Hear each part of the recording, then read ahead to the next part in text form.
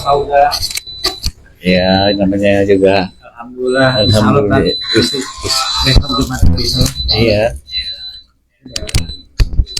Ya, Ustad, namanya Ustad di sana.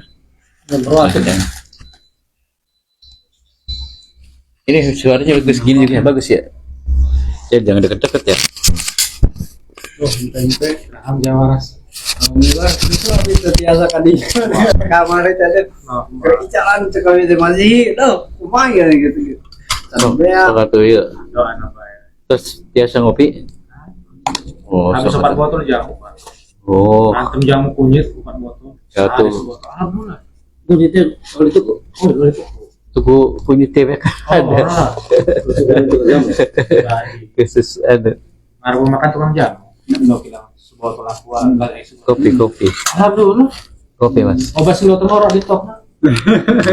Ya, herb. Bener enakan herb. Obat siloton mah kayak di obat sekinya keringot. Aku dari mana? Kayak gitu. Ambil kayak aja.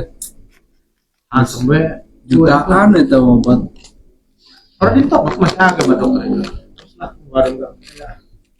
Gula itu, gula merah. Puyeng bae ora mumet kah. Obat pramek cah. Pramek. Tuku pramek pas selembar orang alhamdulillah waras gitu. Bismillah ya Allah. Dokter injeksi anggur bae waras kedina gerges mana. Tapi belum bisa dagang. Ya namanya masih diumpan di bawah kayak seminggu. Udahlah. Gak apa-apa namanya juga sakit. Ada ujur syar'i. Kecuali Diumpan di bawah daripada larang maling gue. Iya. Itu namanya persahabatan suami istri itu ya hanya dalam senang saja. Kita kan malas orang Pak. Ya, kewajiban ya bisa apa dimaafkan karena sakit sih. Mas Isa anak sing tahlil iringan masjid kana meninggal. Ayo Pak tahlil diatur ya. Saya langsung cabut baik. Belum balik gua. Mau aku garap tahlil. Belum tahlil. Ya uangnya masih pada tanda ya. Pamit gitu. Tunggu lagi dong mah. Terus tadi kita kontak masih jalan masih. Jadi sih gitu. Suka ini main batu ini. Oh, dia kayak enggak juga lihat itu acara. Sekarang kali kita share. Jadi kesakot. Ya masih Pak. Kita mah dok menggawe doang peluang papat mungkin enggak. Jalan. Insyaallah jalan. Terus jadi masjid baik deh. Yang kalau kita atur dengan jadwal ya soalnya undangannya harus di-share. Alhamdulillah kan cuma masjid itu menjaluk orang. Di sana. Jadi apa bagian ulama masjid baik lah terus. Ya, ya bagus. Cuman surat dulu baik Pak. Ya kok gawe. Sedikit kan. Ya apa nama orang gawe surat. Cuman ya ada neka apa ya? Anggaran anak Bismillah, formalitas.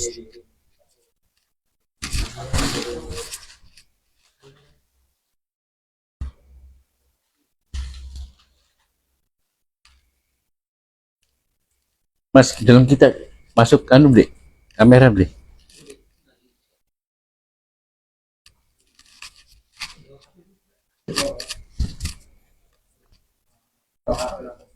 Segini kita kepalanya kena nggak? Mas Hamzah lihat. Lihat.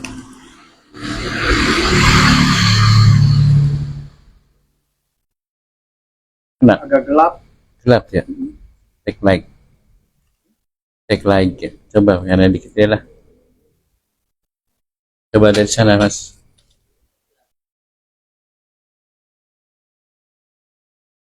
Oh kayak Katon. Ininya. Enggak itu. Hanya. Belum itu gambarnya. Kok muter sih?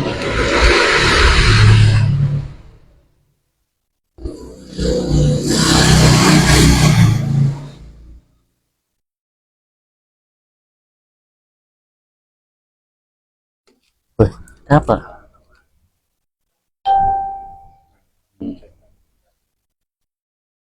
Jelas sedikit tak? Ini jelas. Katon. Majuan. Nah, mau pembukaan. Hah? Assalamualaikum warahmatullahi wabarakatuh. Kembali hadir Dokmong Dodok Karo Ngomong di channel Dakomang Dakomang. Pada kesempatan malam ini Jumat tanggal 20 jam 18 jam 20 ya 20 bagus ya. Jadi akan seperti biasa menyelenggarakan Dodok Karo Ngomong ya, ngomong temanya adalah jangan-jangan kita nggak punya otak gitu ya. Nanti akan lebih jelasnya disampaikan oleh saudara kita Pak Guru Sihi. Ya baik, untuk mempersingkat waktu kita mulai.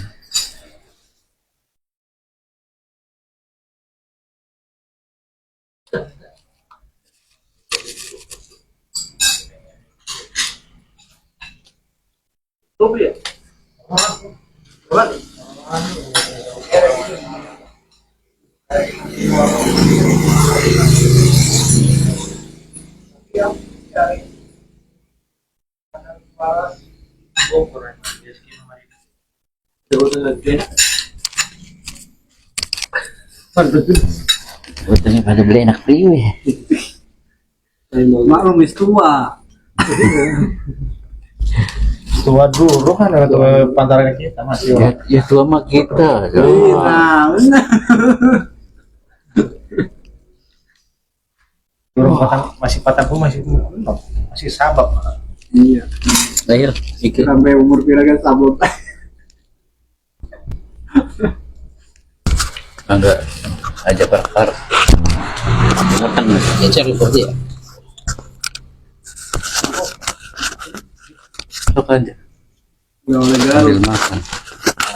Saya Iya betul betul. di Joko kan karena biasanya Di Joko. di Joko Joko. kan Di desa oh bisa kecamatan sih Parangpawitan.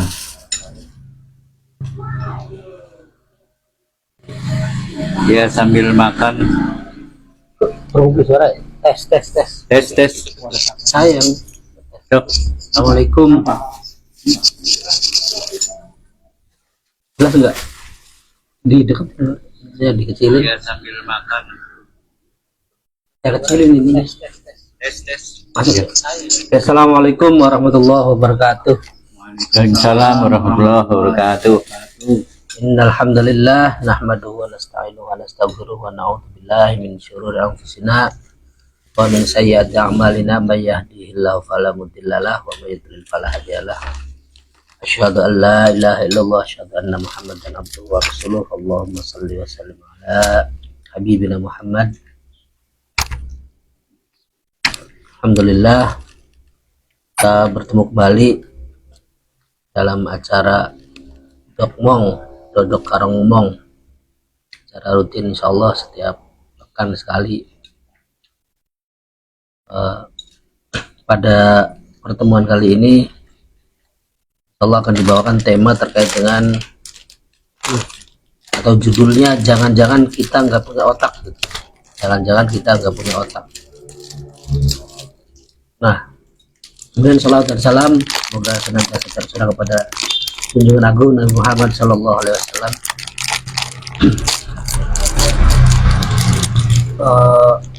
Beliaulah suri toladan bagi manusia, satu-satunya manusia yang harus dijadikan contoh untuk manusia akhir zaman, ya kita sekarang ini gitu, manusia akhir zaman. Terkait dengan tema tadi, sebenarnya terinspirasi dari apa namanya video yang viral di media sosial terkait dengan pertemuan guru gembul dengan ini dengan ya Robitoh Alawi ya itu ya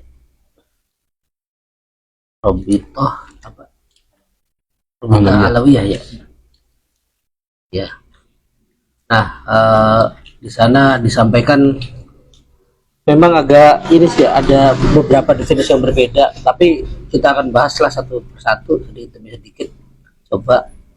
Jadi guru gembul itu mengkategorikan agama itu sebagai kepercayaan gitu. Jadi saya memeluk Islam itu ya karena saya percaya kepada Islam. Nantinya kalau misalnya diperlebar lagi, saya memeluk Kristen misalnya, jangan saya ya, orang lain. Ada seseorang misalnya doyang memeluk Kristen karena dia percaya kepada Kristen, dan itu sah saja, kata guru gembul. Tidak dinyatakan eksplisit seperti itu, tapi analoginya bisa masuk gitu, masuk seperti itu. Nanti ada orang Hindu memeluk agama Hindu karena percaya juga. Nah, nanti berbeda katanya dengan metode ilmiah. Kalau metode ilmiah itu dibangun dari penginderaan. Jadi kita mengindra sesuatu, misalnya gelas, kemudian gelas berada di sini misalnya, berarti ini adalah pengetahuan gitu. Ini adalah pengetahuan, atau kita tahu bahwa gelas ada di sini, yang mengkonfirmasi itu ya penginderaan. Berarti harus sesuatu yang terindra semua, baru kemudian sesuatu itu dikatakan ilmiah.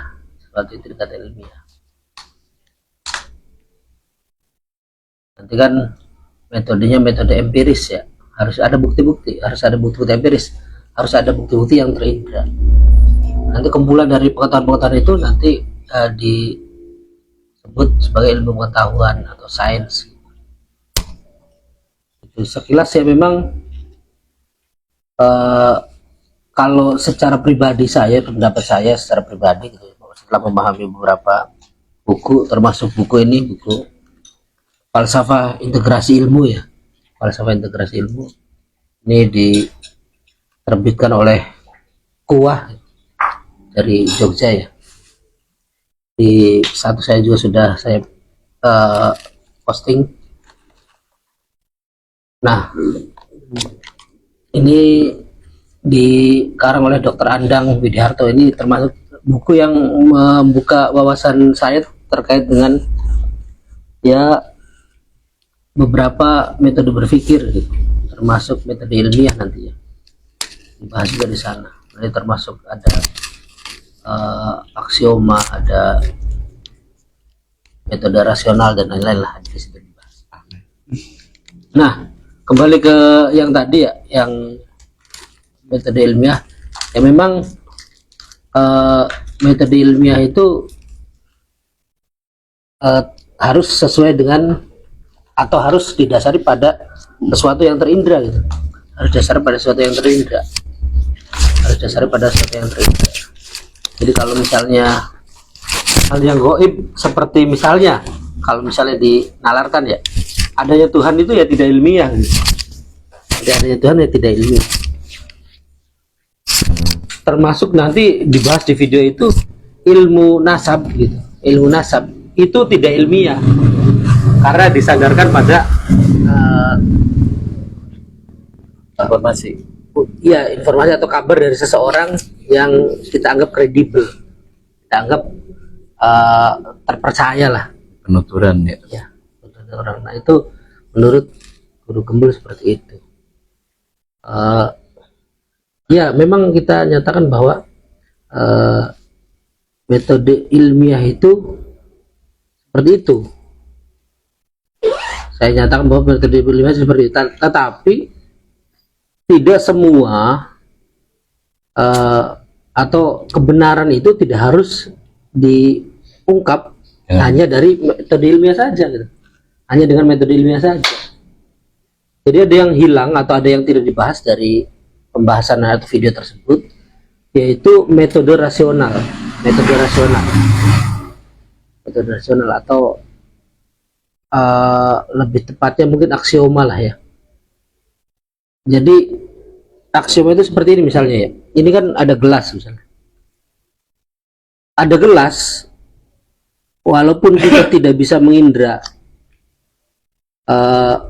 bagaimana kemunculan gelas ini atau bagaimana terjadinya gelas ini, tapi kita meyakini bahwa gelas ini ada yang membuat, kan? Pasti gitu. Tidak mungkin gelas ini tidak ada yang membuat.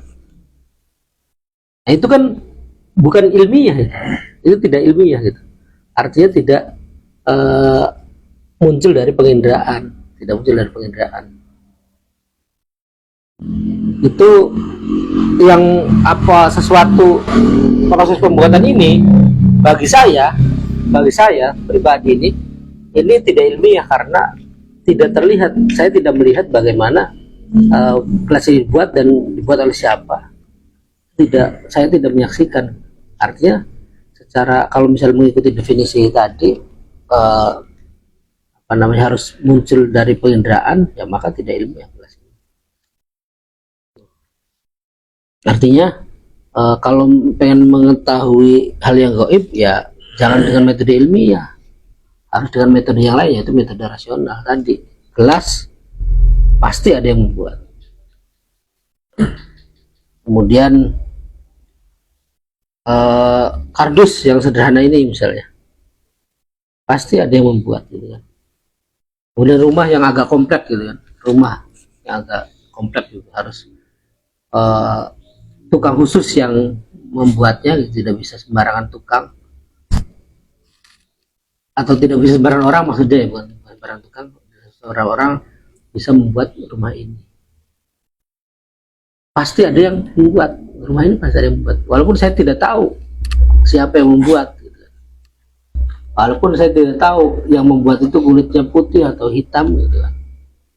Walaupun saya juga tidak tahu yang membuat itu apakah robot, mesin, atau manusia. Tapi kepastiannya itu bahkan bisa 100% untuk metode rasional itu. Bisa 100% kalau misalnya memang tidak ada kemungkinan lain, itu pasti 100%. Jadi kalau misalnya kita mengandalkan pada metode ilmiah tadi, ya maka tidak selesai. Maka saya nyatakan bahwa Islam atau agama itu tergolong dalam kepercayaannya, tidak juga.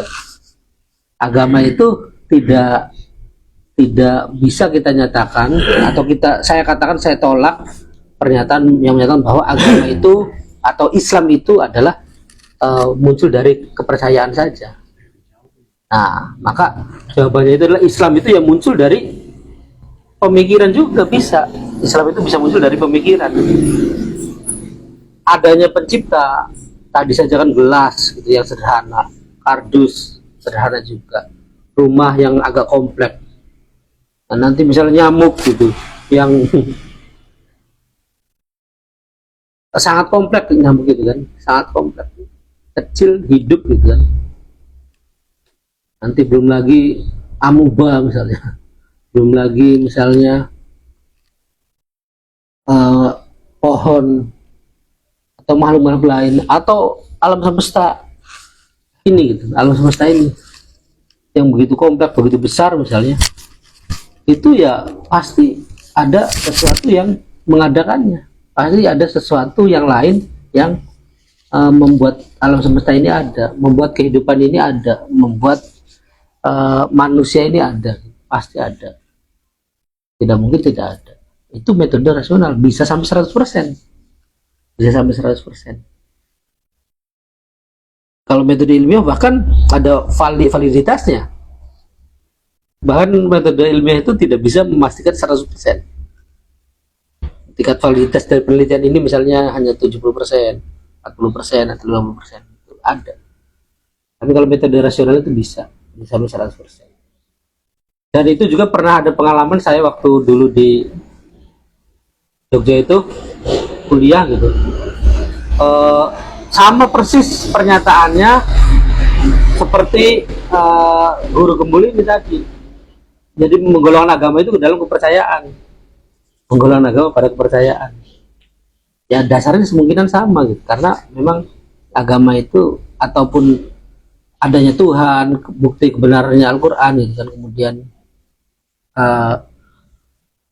adanya utusan atau rasul gitu kan, itu tidak ilmiah, tidak ilmiah.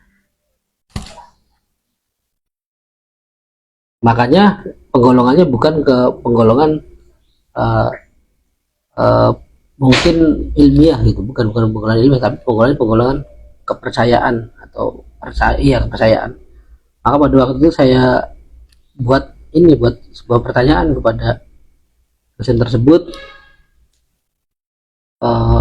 Saya tanya, Pak, Bapak percaya tidak kalau saya tiba-tiba saja menemukan gangsing, kemudian gangsing itu tiba-tiba berputar sendiri,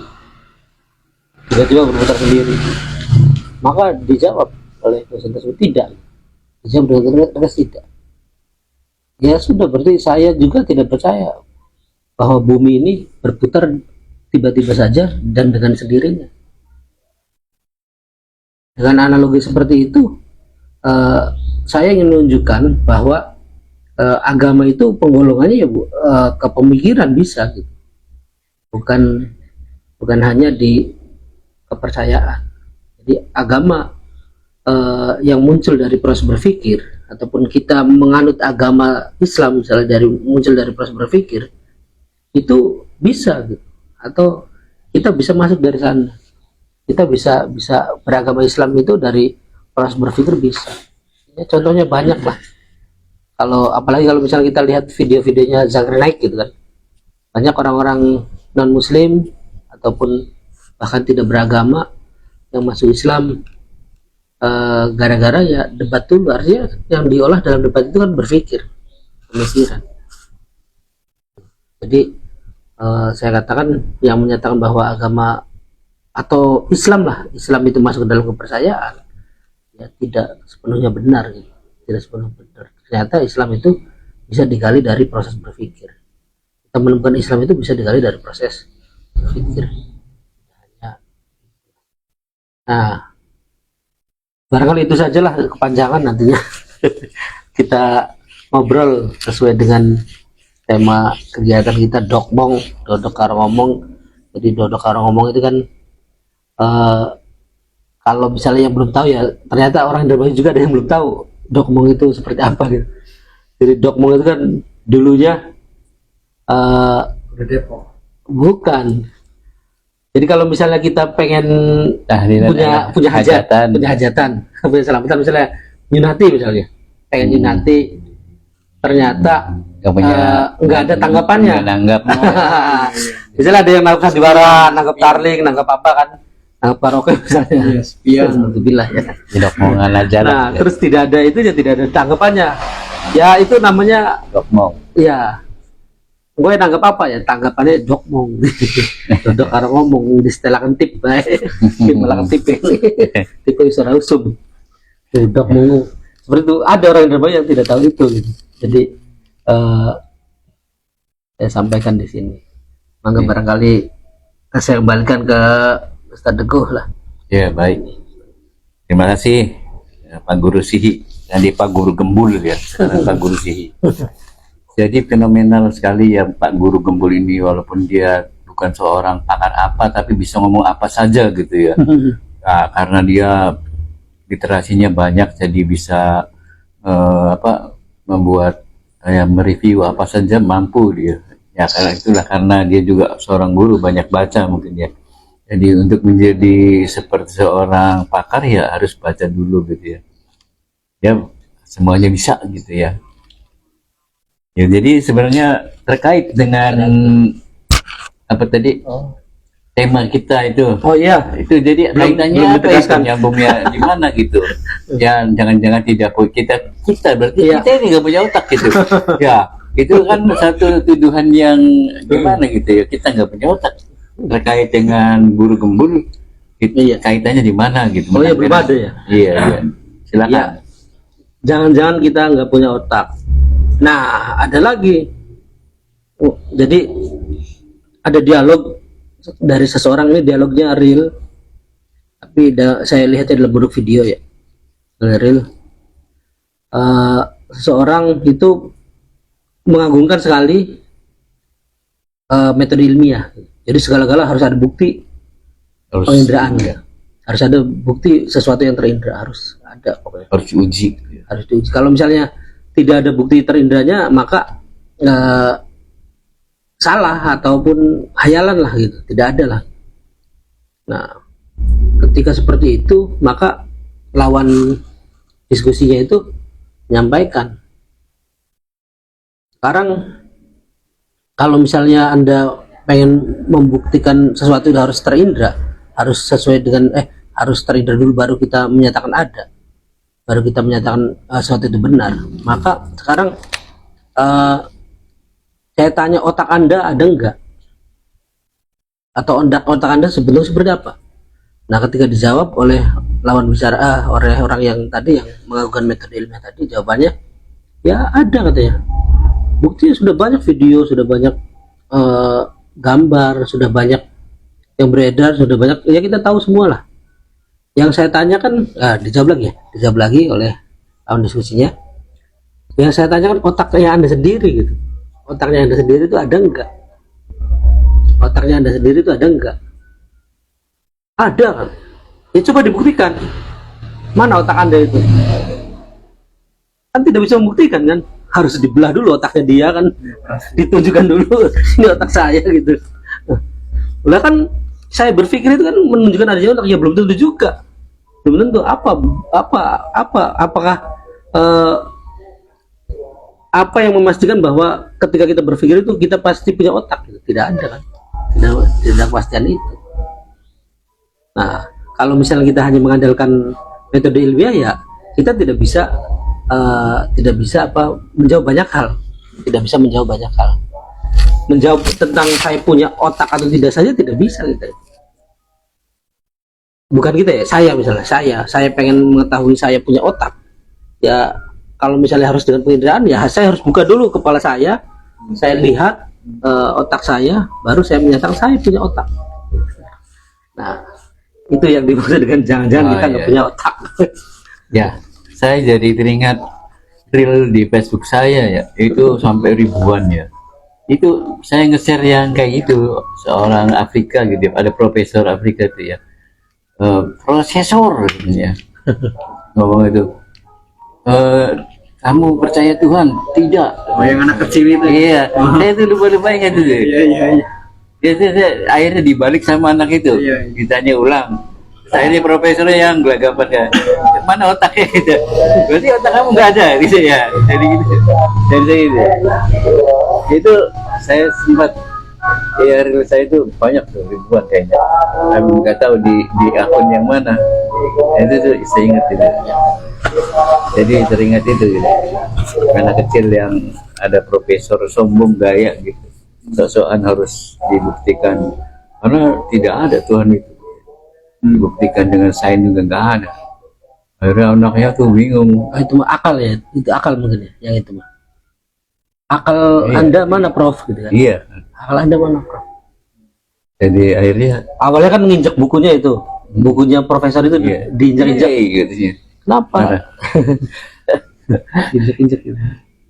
Jadi Akhirnya muncul dialog itu kan. Kalau seperti misalnya itu, ya. sesuatu yang tidak terlihat itu atau sesuatu yang tidak terindra itu pasti tidak ada, ya maka Iya. akal Anda juga Iya, tidak ada. Anda tidak punya akal. Tidak ada. Iya, Anda tidak punya otak. Iya, Gitu ya. Anda tidak punya otak. Jadi ilmiah itu dari berpikir apa Gimana sih sebenarnya?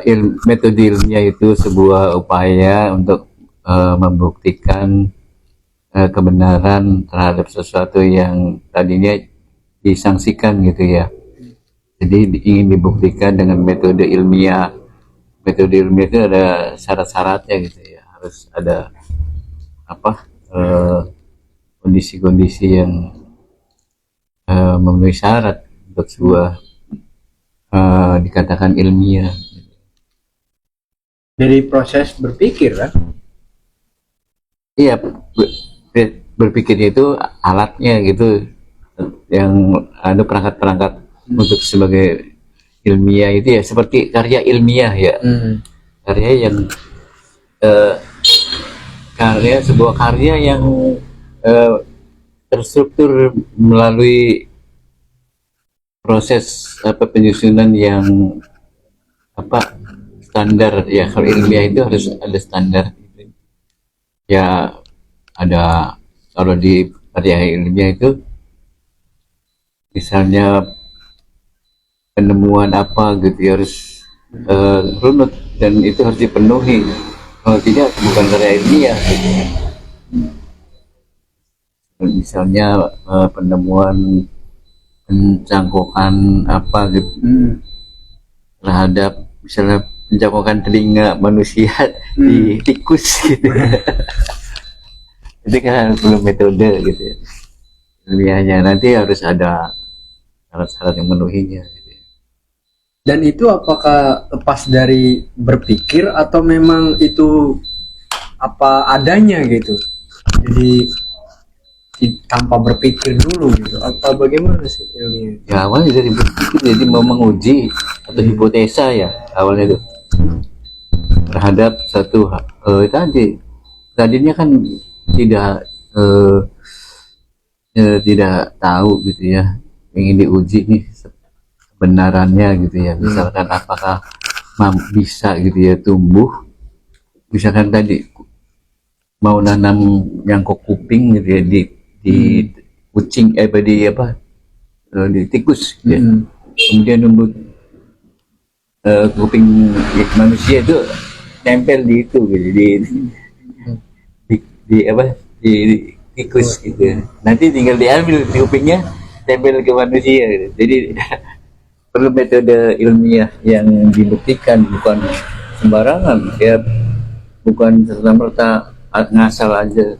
Harus ada perencanaan penelitian itu ya, metodenya banyak, dari membersihkan persyaratan untuk bahan-bahannya apanya, nanti diuji gitu ya, enggak memenuhi syarat ketika diuji sama penguji yang lain itu diketahui memenuhi syarat atau tidak gitu ya, kebenarannya. Berarti dalam hal tadi kembali kepada kasus tadi ya, berarti Kepercayaan ya bukan kepada Islam itu memang perlu dua-duanya berarti ya, ada ilmiah juga ada rasional kan, berarti iya kan, tidak mesti rasional saja tapi tanpa ilmiah kan jadi ya. ini Penemuan-penemuan tentang ilmu pengetahuan Islam yang kemudian oleh para pakar-pakar hari ini gitu ya, membenarkan dengan metode ilmiahnya gitu, banyak ya, tentang banyak lah terkait penyerbukan ya Mas ya, yang dulu ya secara di kurma itu ya, bunga kurma itu. Kenapa Islam udah pengetahuan itu sudah dari zaman dulu, 14 abad yang lalu penyerbukan itu dengan cara begitu gitu. Ada yang dengan binatang insek lain ya, hinggap di bunga gitu. berarti tidak salah kan? Ya jadi pengujiannya belakangan gitu, setelah sehingga timbul secara metode ilmiah itu memenuhi syarat itu, oh benar setelah diuji. Kemudian tentang misalnya bumi ya, tentang planet-planet ya, ya bumi mengelilingi matahari, bulan mengelilingi bumi, itu kan sudah ada di dalam Islam. Jadi pengetahuan itu kemudian menjadi ilmu, menjadi sebuah kebenaran ya, diuji dengan metode ilmiah itu benar gitu ya. Atau yang lainnya banyaklah, ketika ada sungai di dalam air laut gitu ya, informasinya itu kan dari Quran, kemudian ditemukanlah, kemudian ada metodenya, secara ilmiah diuji kebenarannya, dan ya ternyata itu menjadi kebenaran yang dibuktikan. Atau tidak bercampurnya laut apa itu yang Asin dengan tawar. ya itu kan kemudian diketahui ditemukan gitu. Kemudian diuji kebenarannya bahwa dengan kasat mata lihat memang terjadi tidak bercampur gitu. Gitu ya, jadi seperti itu. Kemudian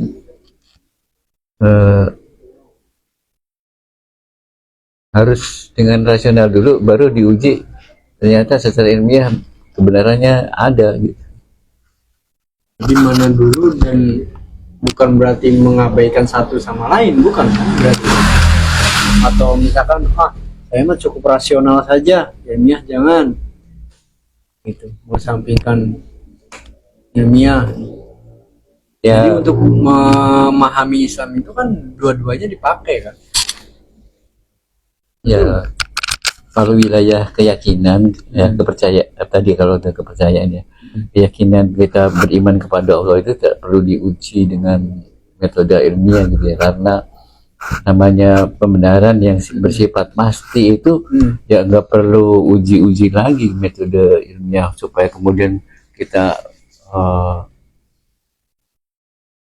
langsung kita mengujinya gitu ya. Baru kemudian kita beriman tuh ya nggak penting, nggak perlu, karena keimanan itu ya harus serta-merta, karena jangan ragu-ragu ya. Berarti kasus tadi yang laut tawar dan asin menyatu itu membuktikan bahwa ada di dalam Quran itu sesuatu hal yang ilmiah juga kan, dan membuat orang itu jadi yakin bahwa Quran itu memang sejak belum ada penemuan seperti itu, berarti sudah ada di dalam Quran itu. Berarti membuat jadi semakin yakin dengan adanya pembuktian ilmiah. Kan nggak salah kan, betul ya? Nggak salah, memang cuman sekarang dipermasalahkannya ya tadi agama dikategorikan sebagai kepercayaan gitu ya.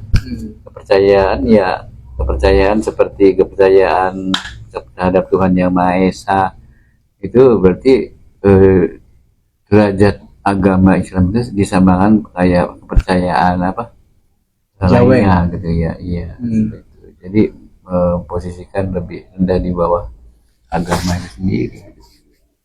Jadi baru-baru ini juga ada yang menganggap Islam Pancasila gitu. Ada itu, orangnya udah pula usia dapat 50-an lah kayaknya, lebih. Itu mengatakan Islam Pancasila. Allah. Orang mana?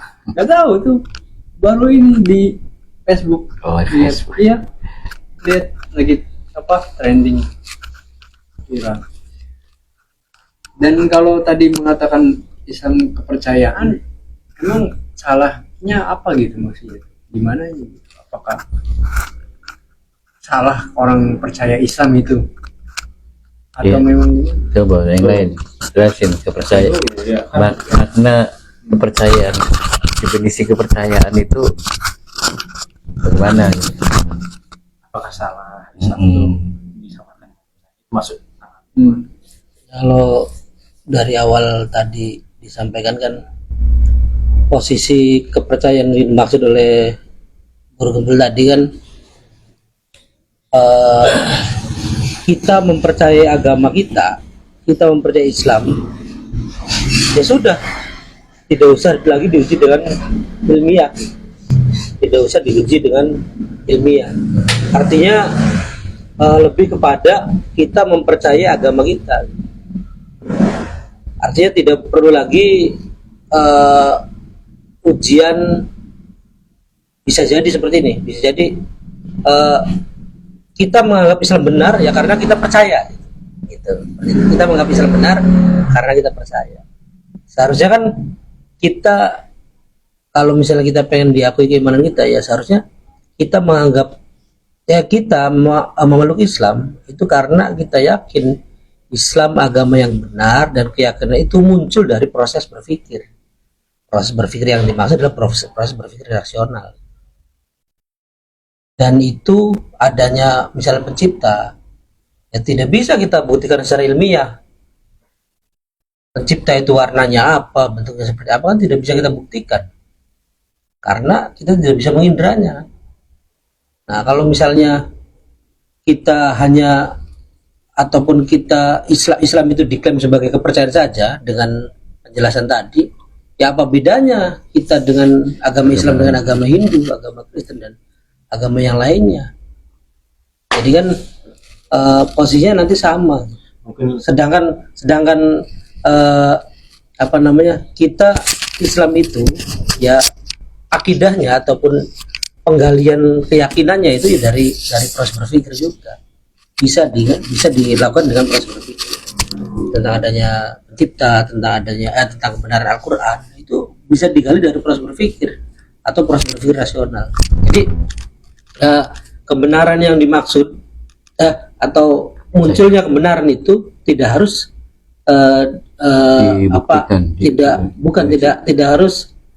tidak harus ketika itu gaib, ketika itu tidak terindra secara langsung, maka itu tidak ada, tidak seperti itu. Tapi kalau metode rasional itu adanya sesuatu, kita mengindra sesuatu, kita mengindra sesuatu, ya bisa pasti sesuatu itu ya pasti ada yang mengadakan. Bisa seperti itu. Kalau misalnya kita menggunakan metode rasional, kalau ilmiah kan tidak. Pokoknya selama itu gaib, selama itu tidak bisa terindra, ya tidak, berarti tidak ada. Berarti tidak bisa dibuktikan secara ilmiah atau kebenarannya tidak bisa dibuktikan. Itu tidak seperti itu. Tidak seperti itu. mungkin ini dulu Pak. Ya. Mungkin lebih didefinisikan dulu kepercayaan itu keyakinan apakah sama apa levelnya mungkin. Kalau misalnya kepercayaan itu levelnya di bawah keyakinan atau keyakinan itu sama dengan kepercayaan gimana, mungkin itu dulu didefinisikan dulu biar mengena gitu. Ya kalau dalam ini kan bahasa saya, maksudnya tidak merujuk ke bahasa ini, bahasa yang baku mungkin ya. Kepercayaan yang saya maksud itu kepercayaan yang Guru Gembul maksud itu tadi tidak perlu tidak bisa dibuktikan dengan metode ilmiah. Yang cukup percaya saja. Iya, dokter bisa. Nah, dokter juga sebenarnya bisa benar kalau misalnya didasari dari proses berpikir. Kalau didasari dari proses berpikir ya dokter bisa benar. Kalau misalnya hanya sekedar percaya, saya percaya kepada agama ini karena saya yakin dengan agama ini gitu. Hanya yakin saja. Tapi keyakinan itu tidak dimunculkan dari proses berpikir, yaitu agama lain boleh seperti itu, tapi agama Islam tidak. Agama Islam tidak saya tidak terima kalau misalnya agama Islam hanya dimasukkan ke dalam kepercayaan. Dan yang saya maksud dan Guru Gembul maksud itu ya tadi, saya mengimani Islam ataupun saya beragama Islam karena saya percaya bahwa Islam itu benar saja, sudah selesai, tanpa perlu pembuktian gitu. Walaupun sebenarnya kalau misal kita gali lagi metode ilmiah nih ya, itu kan tadi dasarnya kan dari penginderaan. Nah, kalau misalnya dasar dari penginderaan, berarti saya ini, posisi saya di sini, ketika mengatakan bahwa Afrika Selatan itu, negara Afrika Selatan itu ada. Negara Afrika Selatan itu ada. Ketika saya menyatakan itu, ya berarti saya tidak ilmiah, karena saya tidak pernah melihat negara Afrika Selatan seperti apa kan.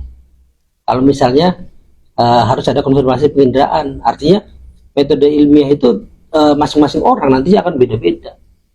Masing-masing orang akan beda-beda. Nah, tetapi ada sekarang kan yang dibangun sekarang kan, walaupun itu oleh penelitiannya oleh pihak lain, misalnya oleh orang lain meneliti ataupun meneliti tentang penyerbukan misalnya, hasilnya seperti ini, kemudian disampaikan secara publik, misalnya diuji, kemudian disampaikan secara publik. Kita kan hanya mendapatkan kabar kan, hanya mendapatkan kabar dari orang tersebut tadi yang mempublikasikan, hanya mendapatkan kabar. Tetapi saya tidak meneliti secara langsung kan. Artinya sebenarnya secara misalnya kalau misalnya kita tetap pada prinsip metode ilmiah harus dibangun dari penginderaan. Saya tidak pernah mengindra itu. saya percaya bahwa penyerbukan itu tentang penyerbukan itu hasilnya ini karena apa? Karena ada yang menyatakan itu. Sudah menguji. Nah, ada yang memuji dan ada yang menyatakan itu, dan saya mempercayai orang tersebut sebagai orang yang kredibel. Nah, sebenarnya ini kan bukan lagi metode ilmiah juga kan, bukan lagi metode ilmiah, tapi metode penyampaian informasi gitu. Bukan metode penyampaian informasi, artinya nanti kalau misalnya dikaitkan dengan periwayatan Referensi. ataupun ilmu nasab tadi, ilmu nasab kan ya kita mengetahui ini anaknya ini dan seterusnya karena ada ulama kredibel yang menyatakan itu benar gitu, atau itu sesuai gitu. Nah, guru kan pada waktu itu menyatakan berarti itu subjektif. Ya sama metode ilmiah juga ketika menyampaikan publikasinya sih yang menyampaikan ke orang kan, yang meneliti orang, yang menguji orang lain kan. Terus saya harus mempercayai metode ilmiah itu bagaimana ya? Karena kredibilitas dia. Sebenarnya sama saja. Nanti dalam metode ilmiah itu yang ada sekarang ya, dalam metode ilmiah yang ada sekarang itu mengandung metode rasional, mengandung metode periwayatan juga gitu kan banyak macam-macam. Artinya kalau misalnya Islam membangun takofahnya ya, membangun takofahnya dari tidak hanya dari metode ilmiah, tapi juga membangun juga dari metode rasional, membangun juga dari metode periwayatan, atau misalnya ada lalu muncul nanti ilmu nasab dan seterusnya yang dibangun dari pemberian kabar atau informasi. Ya sebenarnya itu bisa yang masalahnya itu bisa benar atau tidak gitu kan. Tingkat kebenarannya bagaimana, bukan itu ilmiah atau tidak. Jadi pengukuran tingkat kebenaran ataupun kalau kita pengen mengetahui kebenaran ya bisa diketahui dengan berbagai macam metode. Bisa dengan metode ilmiah, bisa dengan metode rasional, bisa dengan metode periwayatan juga. Nah nanti tingkatnya kan macam-macam, ada waham, gitu. Waham kan di bawah kemungkinan kan, di bawah 50% lah. Nanti ada syak 50-50 kan, syak itu 50% benar atau 50% salah. Nanti ada zon, nah zon itu ya 90% lah, lebih dari 50% gitu. Kemudian ada qat'i kan 100%. Nah itu sebenarnya pembahasannya sebenarnya mah yang ingin kita sampaikan itu benar atau tidaknya gitu kan. Tingkat kebenarannya bagaimana? Kalau tingkat kebenarannya dari metode ilmiah itu misalnya sampai berapa persen, kemudian rasional sampai berapa persen, metode periwayatan sampai berapa persen, itu yang seharusnya kita bahas, bukan ilmu nasab itu ilmiah atau tidak, bukan.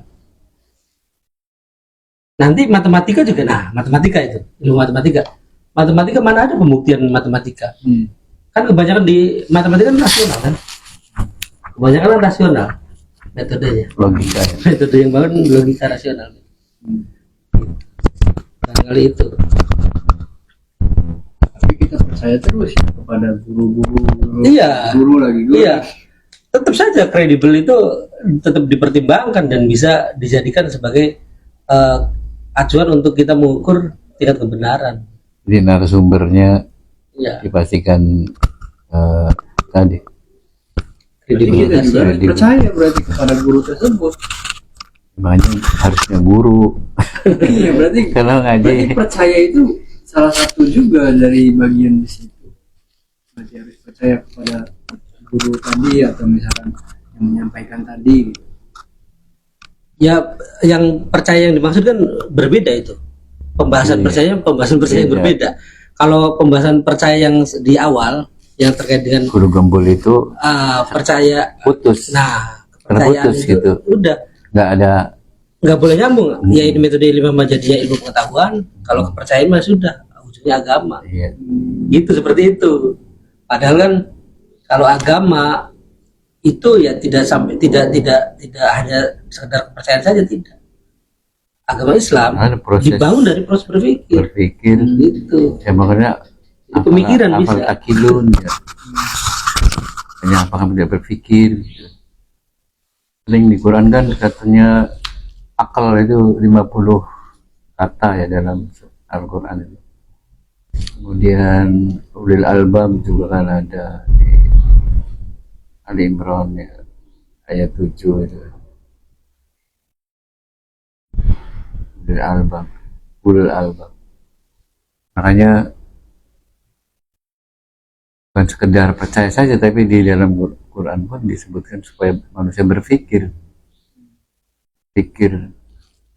ya, seperti orang Yahudi menyampaikan, menyeru, tapi dia sendiri tidak melakukan, ya. Maka di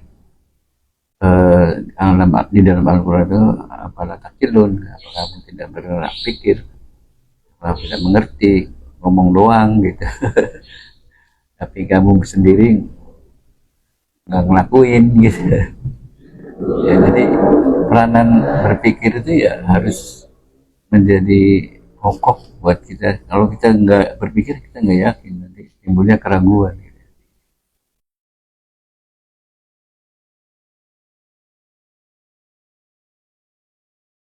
Jadi kalau kepercayaan itu terputus, ya tidak nyambung lagi, udah percaya aja gitu ya. Jadi sehingga membunuh kreativitas gitu ya. jadi ya percaya banget. Jadi sama semua agama nantinya semua percayaan gitu. Sementara di dalam Al-Quran itu ada perintah berpikir, perintah memikirkan. Ya, itu kan berarti rasionalitasnya dikedepankan gitu. Sehingga yang beriman tuh ya tambah beriman gitu ya, tasdikul jazm, sebenarnya yang bersifat pasti itu nyata gitu ya, dari proses berpikir gitu. Kalau berhenti sampai cuman percaya tok ya nanti ya berhenti sampai situ aja. Keyakinan seperti kejawen itu percaya, nanti tidak ada peribadatan. Sudah bibitan.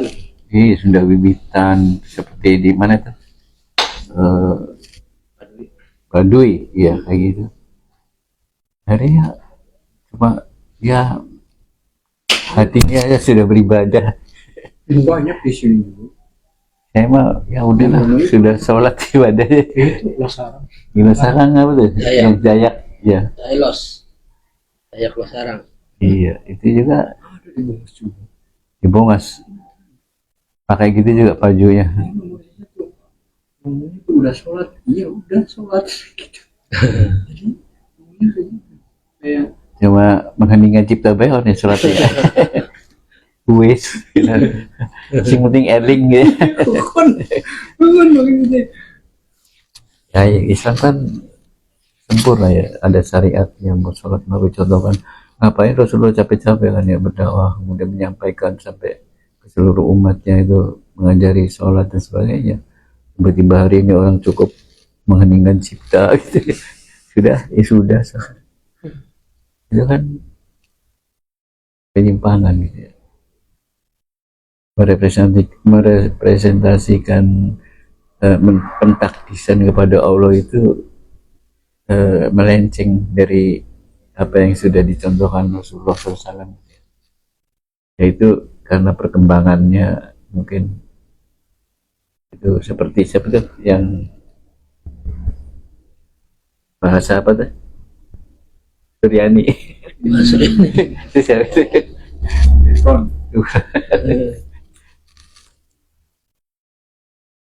Tidak ngawur ya. Baru-baru ini juga tadi yang dikatakan Islam Pancasila itu, katanya tuh nggak apa-apa sebenarnya surga.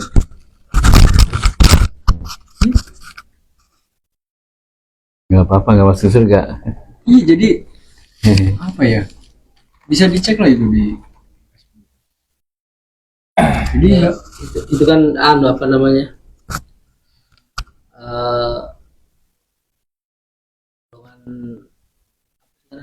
rahayu ya. iya itu rayu. Nah itu kan kurang lebih pernyataannya kan ini apa namanya, kalau misalnya surga itu kapling hanya milik orang tertentu saja, maka saya tidak mau masuk surga gitu ya.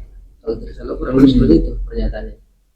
Jadi kalau saya pernah dengar cerita teman saya sih ya, cerita teman saya itu ada teman yang pernah ngobrol dengan yang Nama- seperti itu dengan Nama yang agama itu. golongan Mongol gak apa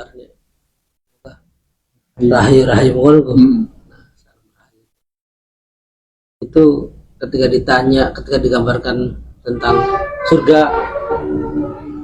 itu mereka itu menolak, udah jangan membicarakan surga, jangan membicarakan surga, jangan membicarakan neraka, tapi pembicaranya itu cukup kita itu pengen mendapatkan ridho Gusti Allah, Pak. Melakukan segala sesuatu, berbuat baik, pengen mengharapkan ridho Gusti Allah. Kita bahas mana surga. Konon. Antaranya nanti ada pernyataan saya tidak mau masuk surga gitu kan dari Islam Pancasila tadi kan. Ya itu memang awalnya memang didasari dari mereka itu tidak mau membahas tentang surga. Kemudian dia juga mungkin melihat fenomena bahwa ada orang tertentu yang terlihat sepertinya pasti masuk surga gitu. Pasti masuk surga, sehingga Pemilik kunci surga. nah, hanya orang tertentu saja yang menjadi pemilik kunci surga, sehingga dia untuk menantang orang-orang yang menyatakan tadi, ya wis kita mau bakal misalnya surga dikuasai wong kun baik, semua kita mau masuk surga. Kapi surga nggo wong kun mau Rencana mau masuk pun surga. di Blenak ya. Konon ya. Jadi itu tuh aslinya mah seperti menantang bahwa aku saja aja ribet baik, ataupun jangan seolah-olah surga itu hanya milik orang tertentu saja. Bakal misalnya mengkonon mah kita ngomong surga. Kurang lebih seperti itu yang disampaikan itu ya. Apa namanya? Harusnya kalau misalnya kita berpikirnya normal ya, kalau misalnya kita meyakini ada surga, dan jangan malah kemudian ada orang yang menyalahgunakan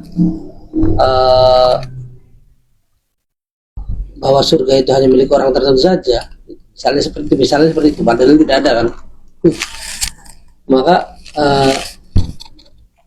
harusnya jangan terus dia tidak mau masuk surga. Harusnya coba tunjukkan yang benarnya bagaimana, yang kira-kira masuk surga itu bagaimana.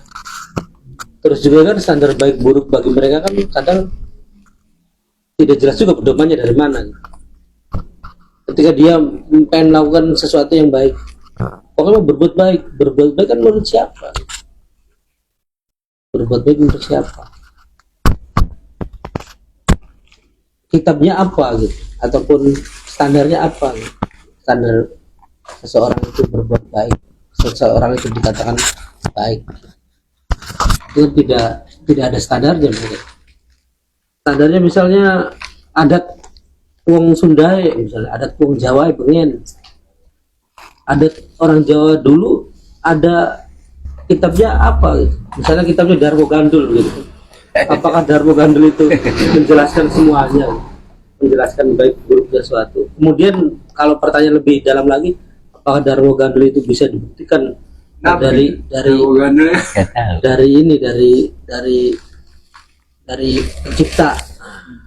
pencipta yang diharapkan ridhonya?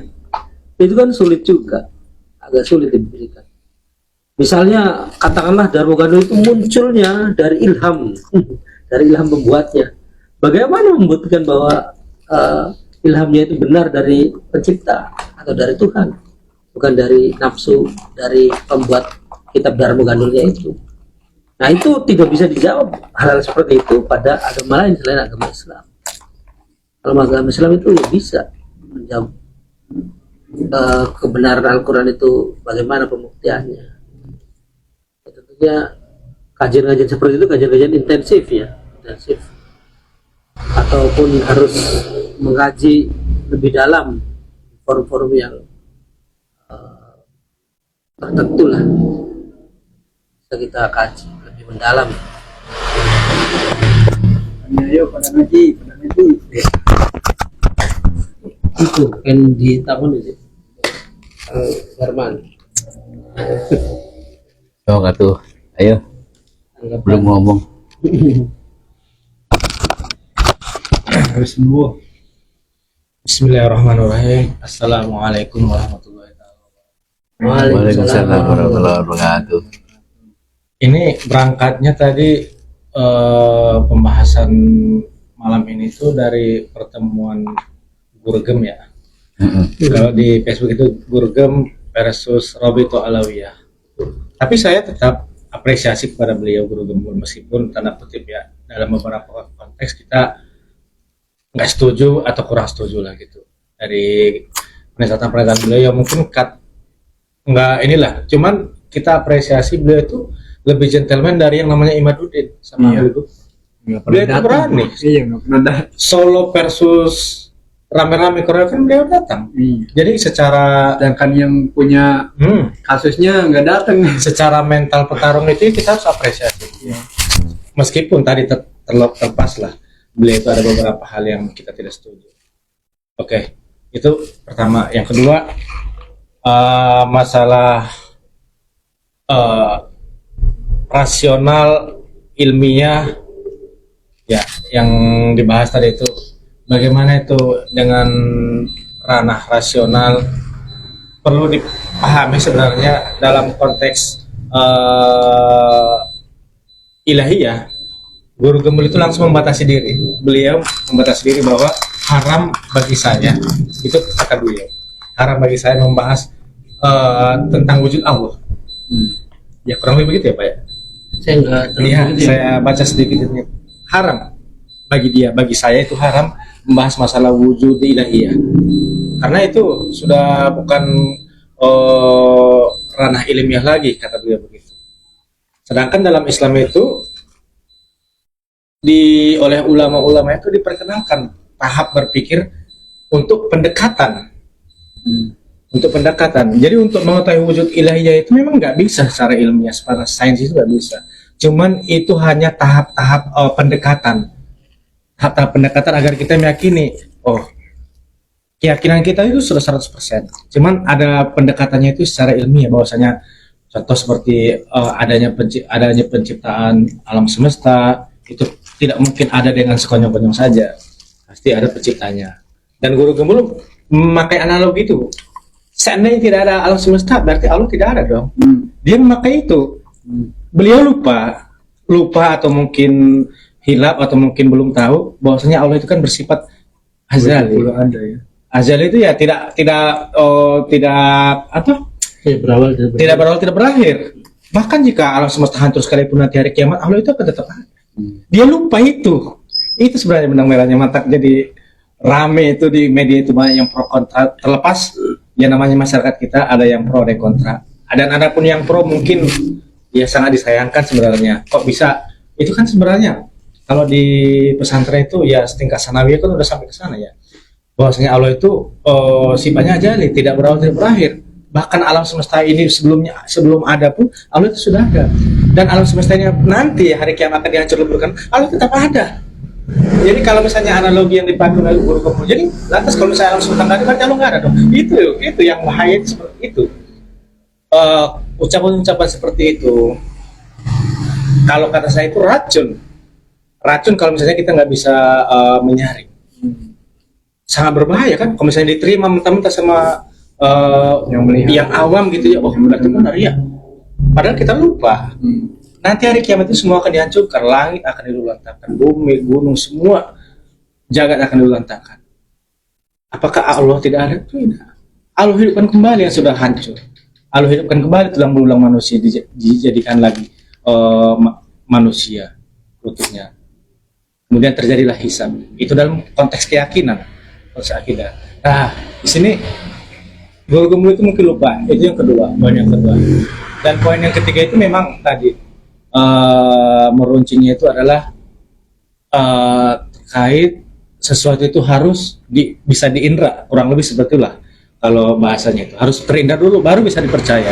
Sedangkan ada hal-hal yang memang di luar indra, ya tidak terindra. Jangankan kita berbicara jauh, apa yang ada di balik tabung ini saja yang hanya berjarak 2-3 meter di depan kita nggak tahu apa di baliknya. Apakah ada binatang kecoa, apa binatang cicak, kita nggak tahu. hanya 3 meter di depan kita. Ini masalahnya yang tidak goib kan. Goib itu kan artinya terhalang lah, tidak terlihat. Apalagi Allah, malaikat, jin, itu sama goib. Sesuatu yang tidak terindra itu maksudnya goib. Apakah lantas itu tidak ada? Kan bukan begitu konsepnya. Makanya dalam Islam itu dikatakan bahwasanya ada yang goib, ada yang terlihat seperti kita.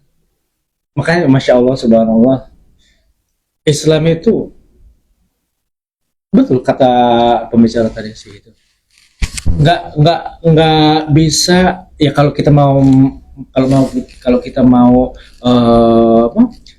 menjadikan iman itu iman kita itu didasarkan secara berpikir, tapi tetap nggak bisa menjadikan akal sebagai Tuhan ya. Jangan nanti ada yang kemudian menyimpulkan berarti Mu'tazilah dong menjadikan akal sebagai Tuhan. Bukan. Jadi akal berpikir di sini adalah pendekatan untuk menuju kebenaran. Meskipun tadi validitasnya itu nggak harus 100%. Kalau masalah yang goib itu kita harus yakin itu 100%. Bahwasanya itu ada. Dan kita nggak perlu ragukan itu. Dan kemudian masalah nyinggung masalah kredibilitas seseorang.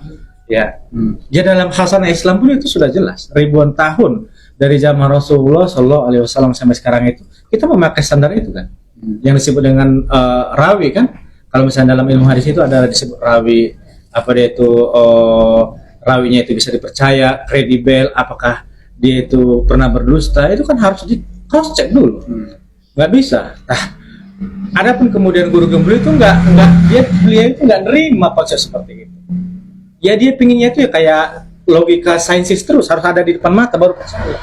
Nah, kemudian kalau misalnya pola berpikir seperti ini dibiarkan, khawatirnya nanti Tuhan itu mana sih?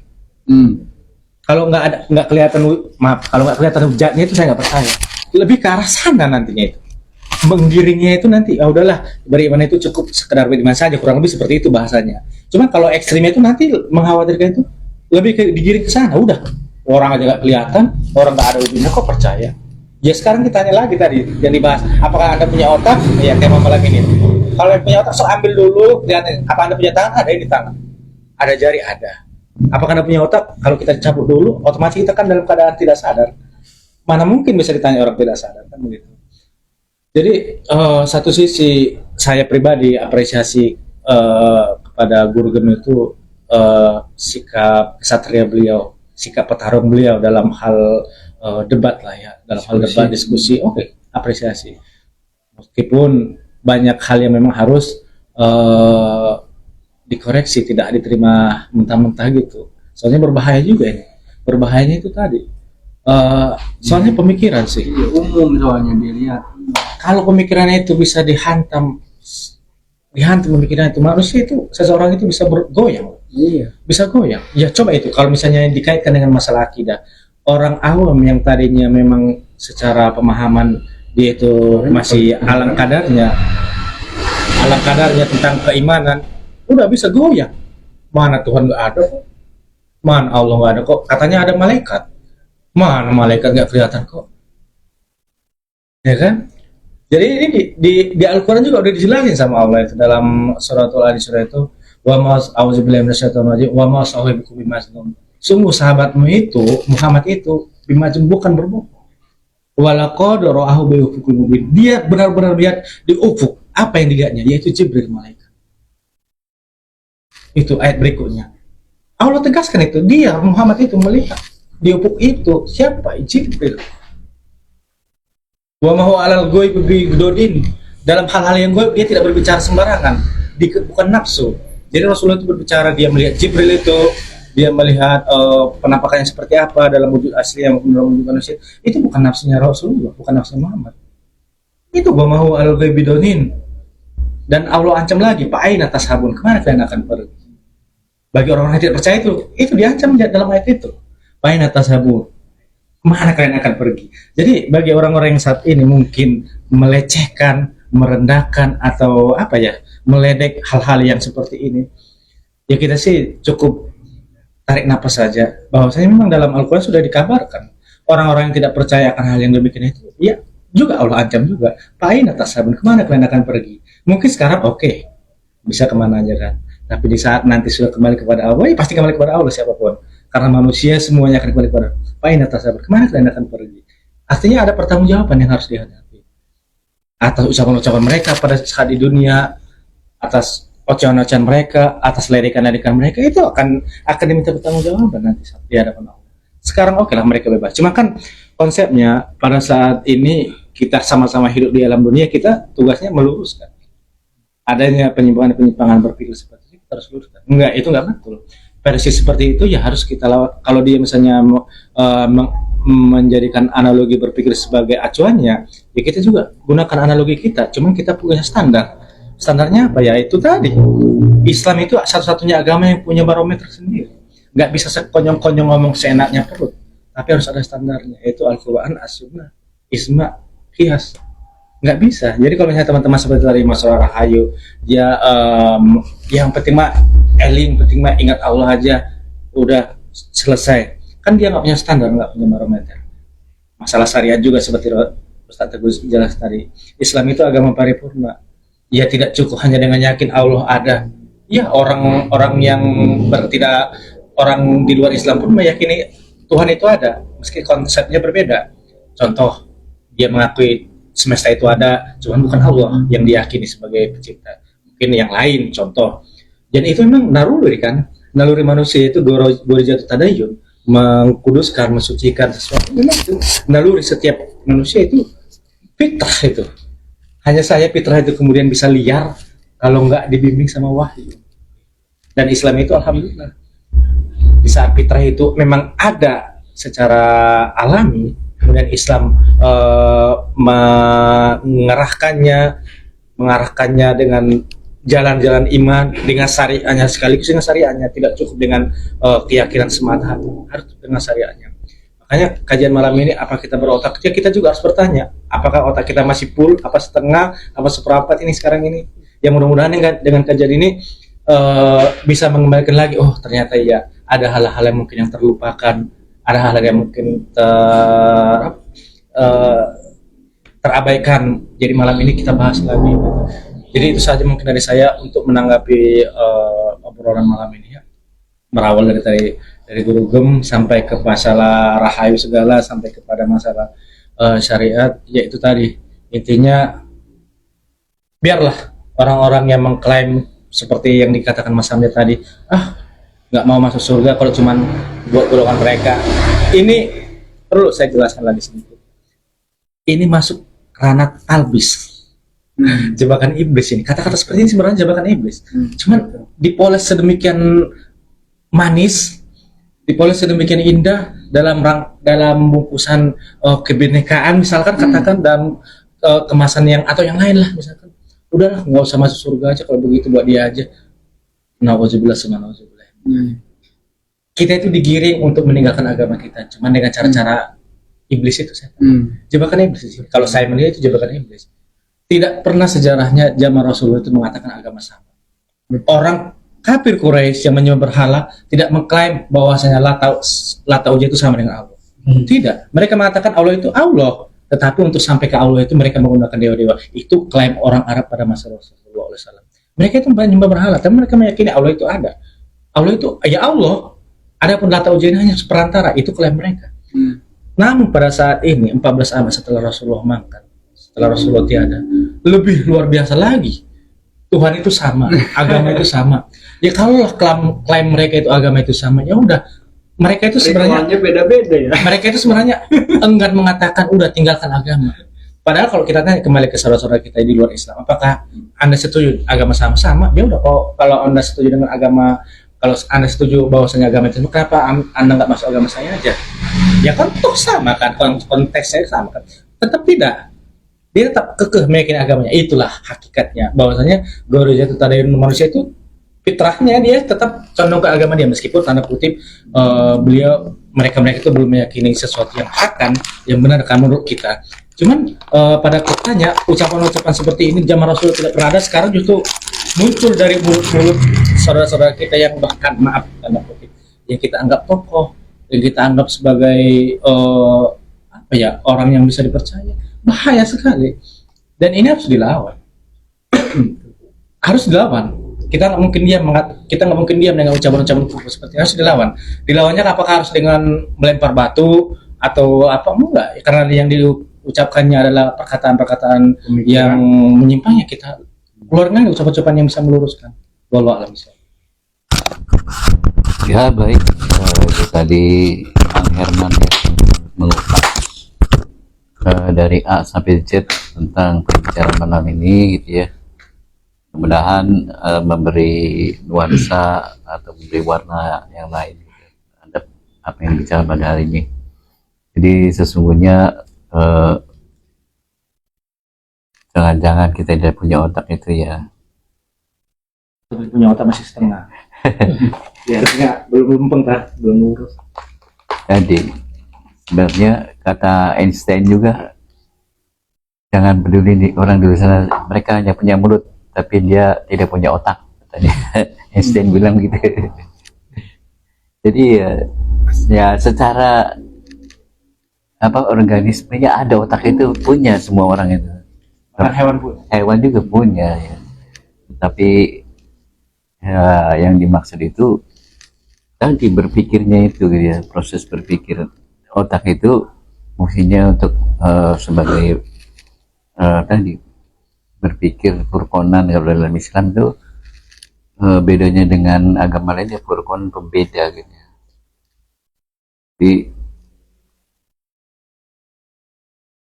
kita berpikir ya, dan berpikirnya pun sudah kita belajar ya, bahwa maklumat sabikoh itu sangat esensial ya, berpengaruh, sehingga kalau tidak ada pengetahuan sebelumnya kita tidak bisa berkata apapun gitu ya, tidak punya informasi sebelumnya ya. Kita melihat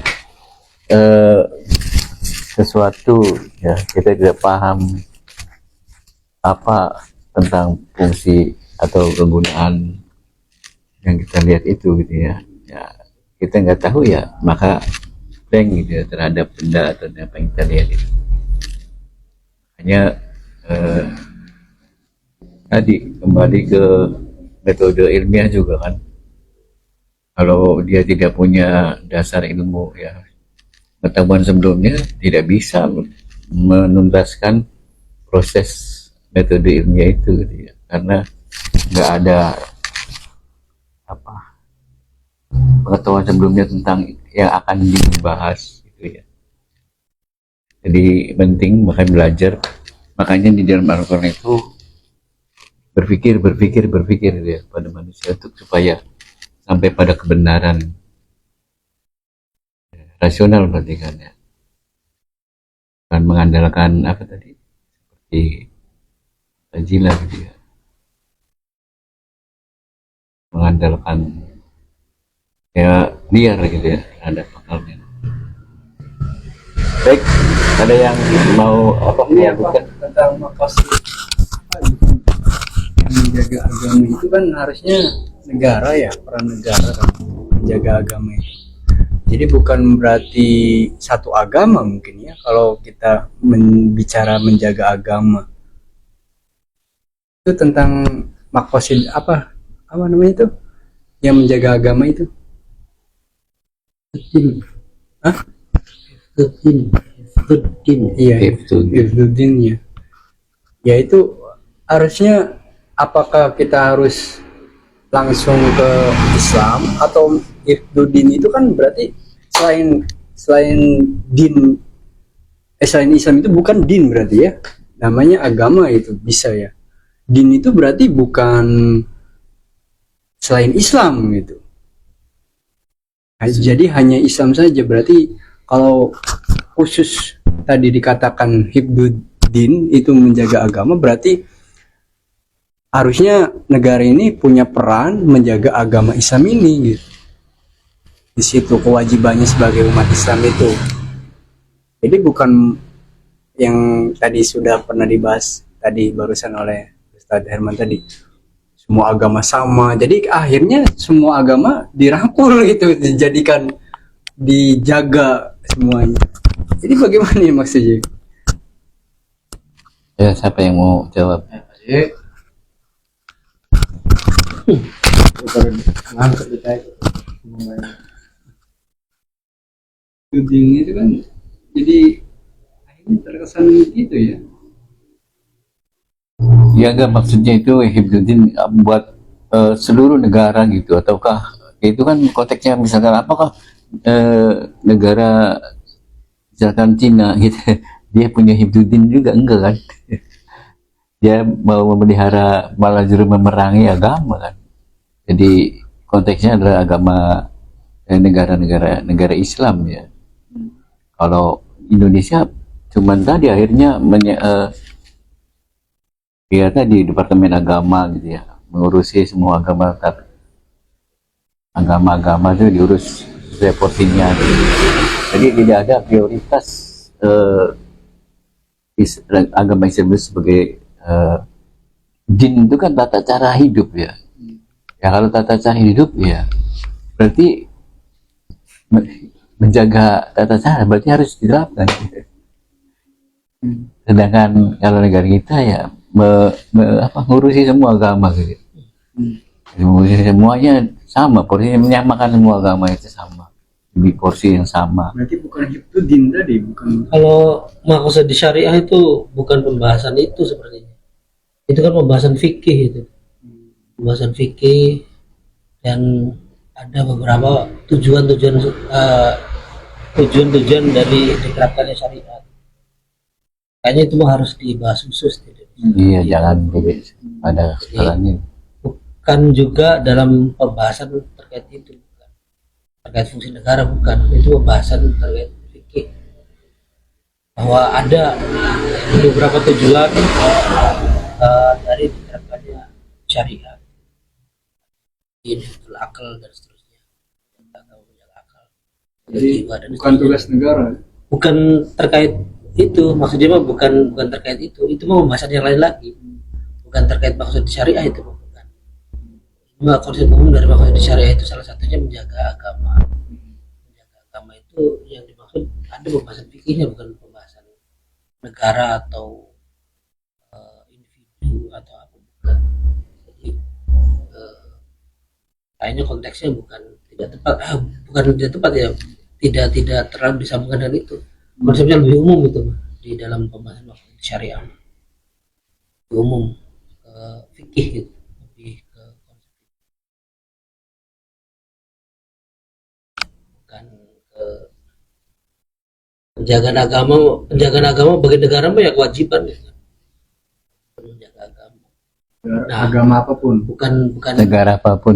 bukan maksud syariah, bukan ini, bukan maksud syariah pembahasannya. Ya nggak bisa gitu ya, negara apapun. Agama lain selain Islam ya boleh berada dalam negara Islam ya, boleh berada dalam negara Islam, boleh berada dalam daulah Islam.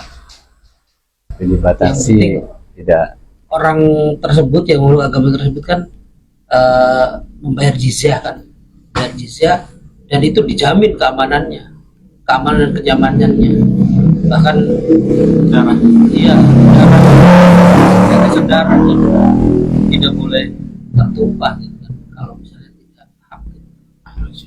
Misalnya orang Nasrani tidak melakukan pembunuhan, terus ada orang Muslim yang membunuh lagi, maka itu tidak boleh, orang Muslimnya pasti diisus lagi.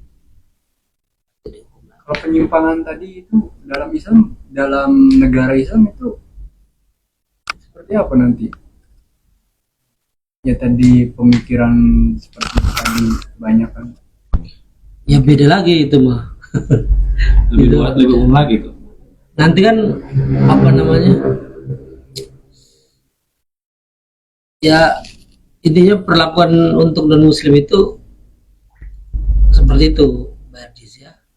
Kemudian dia pasti dilindungi,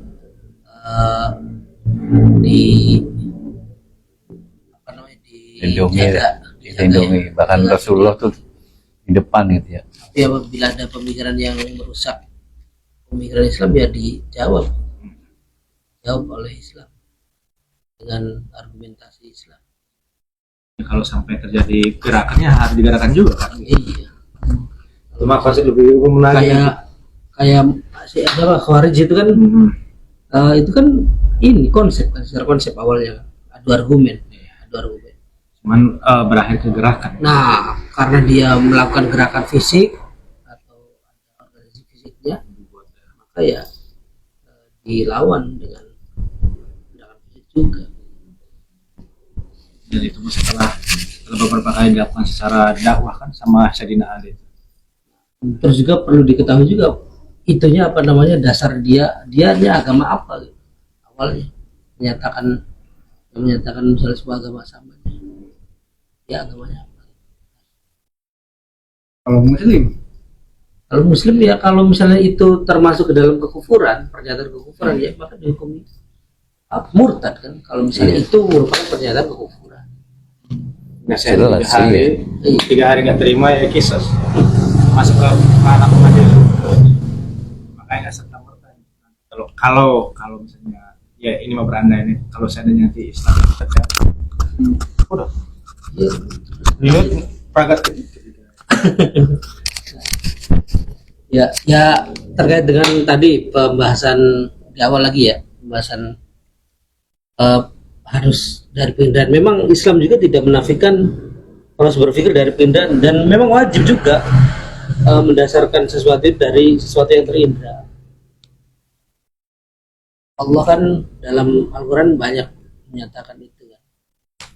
Kita disuruh iqra gitu, bacalah, membaca alam, membaca hukum, membaca semua gitu kan. Kemudian kita disuruh mengamati bumi, bagaimana bumi itu dihamparkan gitu kan. Bumi itu dihamparkan, kita suruh mengamati bagaimana unta diciptakan gitu. Dan seterusnya itu kan kita disuruh mengindra juga kan ya. Ciptaan manusia. Iya, bagaimana manusia diciptakan, bagaimana langit ditegakkan gitu. Itu kan kita disuruh mengindra apa yang ada di dalam penginderaan kita. Artinya itu dianjurkan. Artinya penginderaan itu dianjurkan. Artinya juga penelitian ilmiah juga ya kita dianjurkan juga. Nah, nanti penginderaan kita terhadap manusia, alam semesta dan kehidupan itu bisa digunakan untuk mengetahui di balik itu hal yang gaib tadi. Misalnya alam semesta, manusia dan kehidupan itu tidak mungkin tercipta dengan sendirinya dan langsung tiba-tiba jadi, tidak mungkin. Pasti ada yang menciptakannya. Nah, nanti kalau misalnya kita mulai berpikir pencipta itu bentuknya seperti apa ya, kotak atau bulat atau apa, Zat, ya, nah, zat. berarti kalau seperti itu tidak lagi didasari pada proses penginderaan. Islam juga sebenarnya dasar pemikirannya harus dari penginderaan juga. Kalau kita kan misalnya menyatakan Tuhan itu kotak misalnya, itu kan tidak ada dasar penginderaannya kan, tidak ada dasar penginderaannya. Tapi kalau misalnya kita menyatakan pencipta itu ada, tahunya dari mana? Dari manusia, alam semesta dan kehidupan itu ada. Itu kan ada dasar penginderaannya. Tapi kalau misalnya Tuhan itu kotak, apa dasar penginderaannya? Tidak ada. Nah, itulah yang dibahas oleh filsafat kalau di dalam pembicaraan itu, Mas. Pembicaraan tadi berpikir tentang sesuatu yang tidak ada dasar penginderaannya, Bebas. itu filsafat maksudnya. Dan kita tidak masuk ke sana. Islam itu tidak masuk ke sana. itu berbahaya. Iya. Ya nanti Berbahaya. macam-macam lah. Seperti itu ya, ilmu pengetahuan dalam Islam ya, para penemu-nemu ya, dari kedokteran dan sebagainya itu kan proses penginderaan ya, proses berpikir, proses mencari, itu kan metode ilmiah juga kemudian di sana. Ya, terus dari pengamatan kita di buku-buku sejarah Islam itu kan banyak juga hasil-hasil teknologi yang dimunculkan oleh umat Islam kan. Iya. Malah yang jadi tercengangnya kita itu banyak katakanlah teknokrat ya, ataupun banyak ahli teknologi di zaman Islam itu yang juga ahli fikih gitu. Iya. Yang juga memahami fikih, dan itu jarang ditemui sekarang. Makanya pada zaman dahulu kan, di zaman Islam itu, zaman khilafah tegak itu, gelarnya kan al-alamah kan, al-alamah Syekh Taqiyuddin An-Nabhani kan. Kalau al-alamah itu yang saya ketahui itu memahami semua Iya. ilmu ya Islam lah.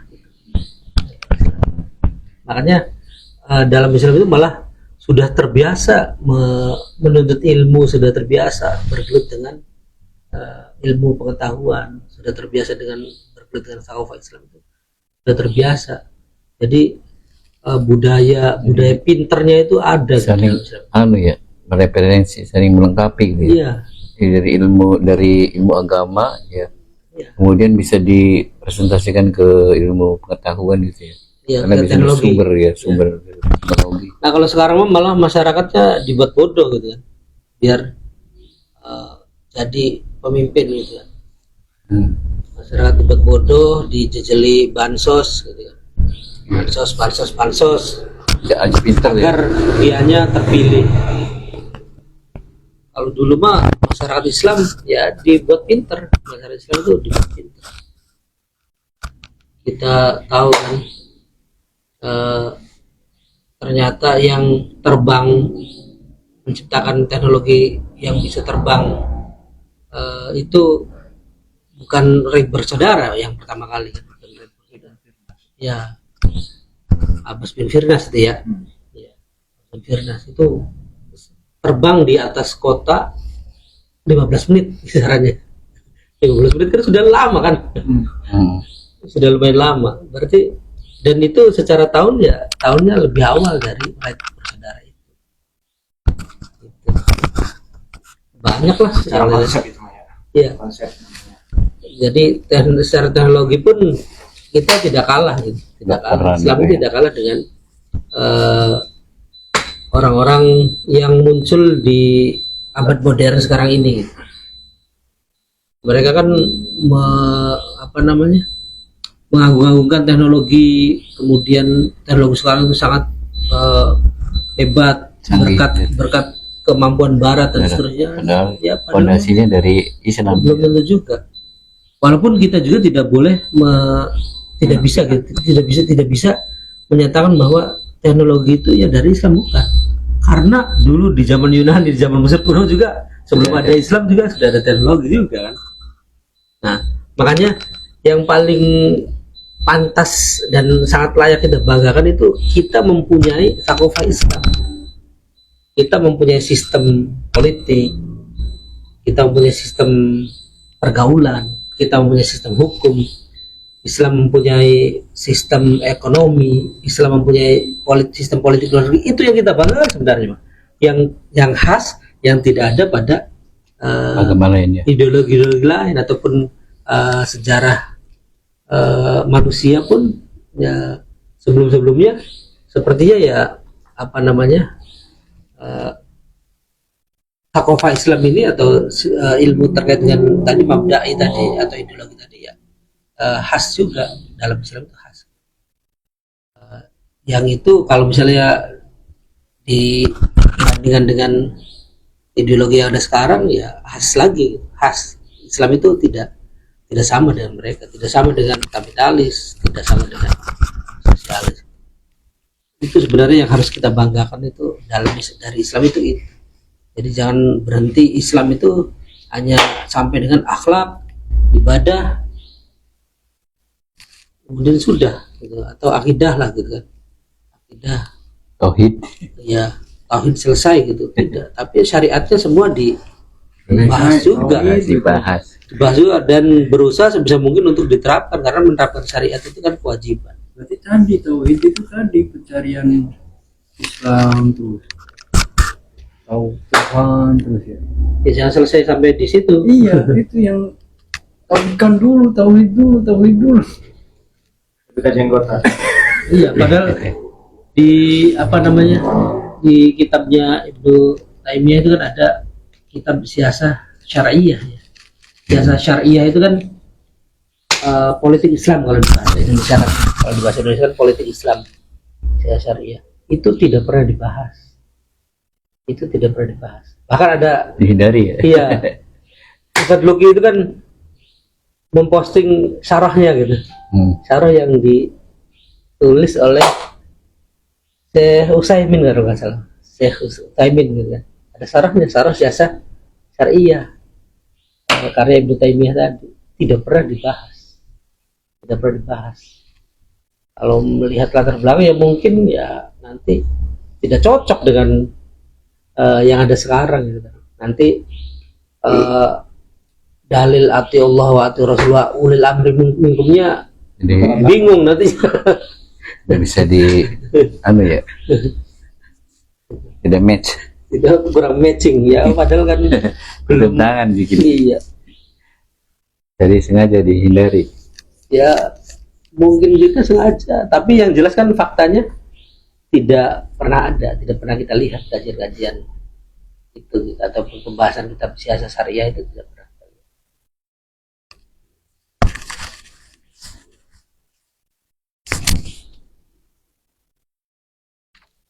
Ya Jam berapa nih? setengah 10. Setengah 10. Iya. Masih ada waktu. Kalau Bisa sambil misalnya- makan-makan, enggak? Iya.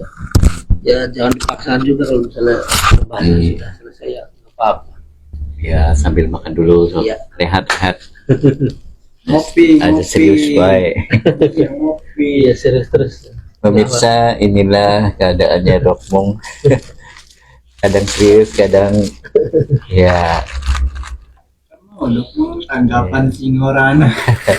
ya berarti kan nanggap organ. Ya nang musiknya musiknya lah kan gini ngomong. Nanggap kaset. Yes, kasetnya mau terus disetel. Iya. Ini kari mangane.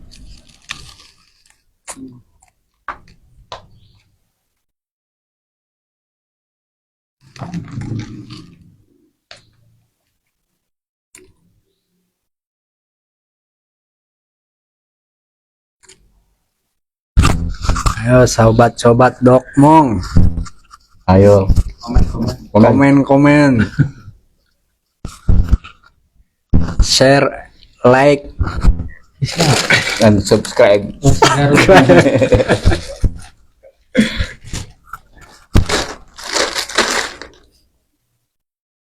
Perannya Pak. Dodol.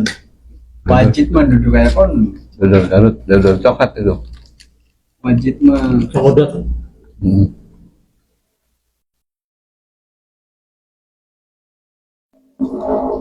Narangan ya. Lamun di botol gini kan narangan ya dodol. Dodol coklat. Wajib. Wajib ya. Wajib mah nu tina kalapa. Ya. Ini Ya bilang bahannya cuman daun jagung Pak. enggak banyak. Saya tuh di Garut ya, itunya sawahnya kering, Kalau wajib mah ada kelapanya. nggak ada, belum musim tanam, nggak ada air. Pagi-pagi tapi dingin banget, airnya juga akis lah, kayak es. Mohon itu. Di kekeringan. Saya jalan-jalan kan di sawah-sawah gitu ya, ada kerbau gitu, orang indalan saya tuh digusa-gusa market ke saya tuh, datengin, wah saya lari kan samping sini, jatuh. Gawa loro Pak masih di sini. Apa? Gawa loro marem. Selikur juta Bu. Kembung itu ada 3 tuh kembungnya tuh. Waduh, saya lari sini, muter, pas saya muter dianya turun, balik lagi. Selikur juta. Masih ada kembo ya kan. Selikur juta Bu, 3 juta. Itu enggak dipatok itu, diumbar baik gitu. Enggak ada orangnya. Iya lah, Ya beri kayak nganu ayam, bingung ayam. Iya, Jujur Pak. jujur Biasa di baik. mana sih nggak? Mana sih ada warga? Oh, Di Subang mana sih? Ini biasa kita enggak. di, Lapang bola pun dia sebenarnya hampir banget bohongan ini. dipantau dari jauh ya. Tapi jorok kebangan itu ya. Ya, apa keboma yang puluh anak itu kan? Kebo gupak. Sapi ora Ada serabi ya, serabi gupak. Kebo gupak. apa keboko emang ya alamiah ya kudu di itu ya, luluran lumpur. Berarti kayak ini ya. Kayak apa sih? Pink. Apa? Pink. Kayak babi. Iya. Babi. Ini ngelopor-ngelopor. Ya, apa dari bahasa kita mah mandi lah adus ya. iya, gupak lah. Malah ning Kudus tuh kan anak soto kebo. Daging. Oh, dari soto daging dari kebo, soto kebo. Rada kenyal dari itu. Alot. Rada Lihat. Ya memang awak juga Ya, masaknya kudu karo bodrek. emang iya. Iya kan ya. Majelis Lemes empuk. Ya aku daun pepaya wae lah. Lebih cepat itu bodrek. Lah, di samping warga, bodrek, nanas biasanya kalau di kampung itu nanas. Nanas. di samping warga anu bener hilang. iya. Bodrek ini belum tahu. Terkenal. Sumatera mau apa? Lagi adik kita kurban pakai kerbau ya. Mungkin malas juta. Udah 15 juta gede yuk.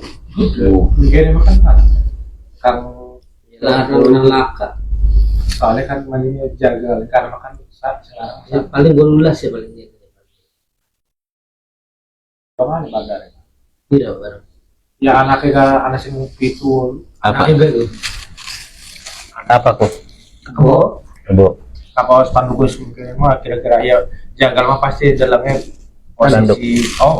posisi awak di kapal umum mah kira-kira nas monok kita ya di apa di bae penku dia nyambai karo bandar ku Pak. Marah kira kan dulu kebo masih di kebo.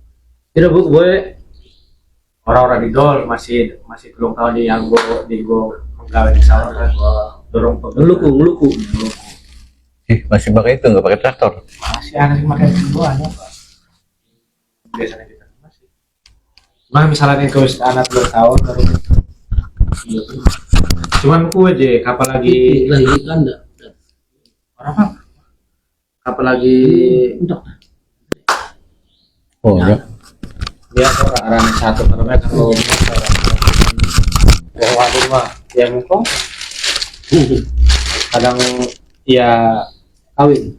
apa sih ekspresinya angel di kongkon ya Pak. Oh. Aku kadang bengal apa Kapan kawin ku? Bengkeng. ya, soalnya kan orang dikebiri dia tetap naluri mah ada ya iya tuh dia naluri mah ada Ya fitrahnya dia ya iya kalau Harus mau satu binatang disalurkan. dia ngomong saga pengen rabi priwe cah berapa orang ditantang kok Ya dia kawin ada pengen rabi.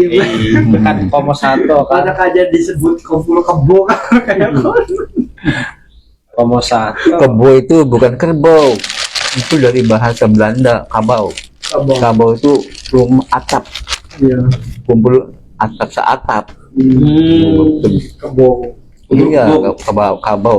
kabau bukan bahasa Minang Ya, tapi orang Belanda dulu kabau itu atap, artinya satu atap, kumpul satu atap. Itu kebo berarti. Bukan. Kan di mana ditunjuk gue kebo salah reang apa nih? Kita dipitnah dia kebo. kira-kira sen dosa orang kebo bahasa ning Jawa kapan ning Minang, Minang kabau Minang kabau. Hai Minangnya apa? Minang mah ya suku Minang. suku Minang Suku- makanya suku Laka sih Minang. suku Minang Laka suku Padang karena suku Minang Padang itu kota Bukan suku kabau. Minangkabau suku Minang itu suku Minang kenapa disebut Minangkabau dulu ada kabau Jawa sama kabau Sumatera itu beradu dulunya berantem. dilombakan lah yang menang kabau Minang dari kabau jadi sebenarnya Minangkabau sejarah Kabur dari Minang. ya kabau dari Minang ya itu kalau Jawi di sana Jawi sapi Jawi Jawa juga Jawi apa ya sapi Jawi Melayu lembu Tapi Jawi namanya. Jawi Padang. Padang gua Sapi ya Jawi Jawi itu ya sapi Jawa kan sapi Jawi kan Apa? Jawa ya Jawa. Jawa. Jawa itu Jawa. Iya, Jawa Jawa. Iya, maksudnya Jawa itu ya sapi kan. Dudu Jawa itu Jawa. Kuma lebih ke istilah ke Sapi ya sapi, Jawi ya Jawi, maksudnya gitu. iya enggak maksudnya Jawa itu ya bah kalau secara kemasyarakatan mungkin Jawa itu ya Jawa ya maksudnya binatang hewan Ada. Sapi ya sapi. Lembu. Sampi. Sapi lembu. Bahkan Jawa itu obat tanah Jawi. ya. Tanah Jawa. Maksudnya Jawa apa lembu sapi lembu Iya, lembu ku sapi. bukan Jawa disebutnya. Emang yang nyebut Jawi di mana? Sumatera sih, Padang. Jawa itu ya sapi.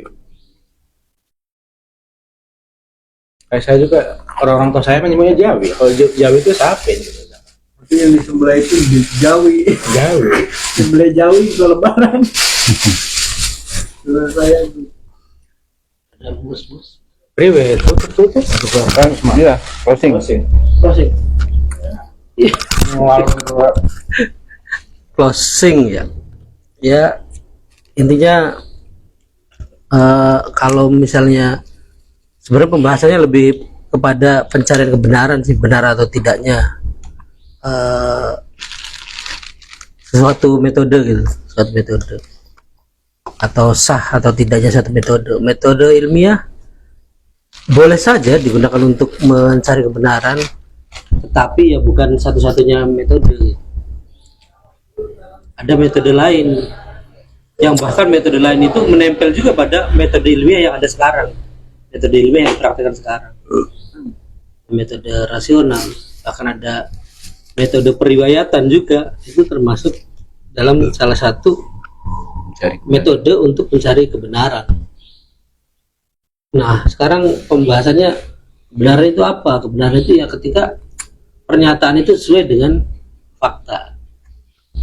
Ketika pernyataan misalnya ini gelas, nah faktanya ini gelas, berarti benar ini gelas. Berarti itu benar, pernyataan itu benar. Pernyataan ini gelas, ketika saya menulis gelas, ya itu berarti benar. Dan memang seperti itu apa namanya yang dimaksud dengan kebenaran. Makanya Islam itu kan walaupun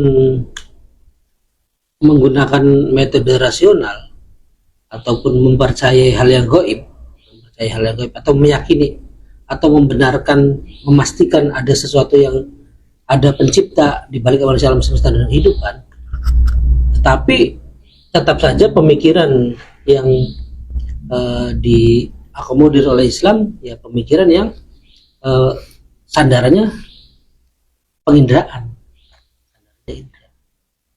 Jadi tidak boleh pemikiran itu liar itu maksudnya ya tidak ada sandaran inderanya, karena ketika tidak ada sandaran inderanya ataupun tidak ada sandaran penginderaannya gitu, tidak ada sandaran penginderaannya, maka bisa jadi itu kita katakan sebagai hayalan, dan hayalan tidak boleh kita jadikan sebagai dasar pemikiran.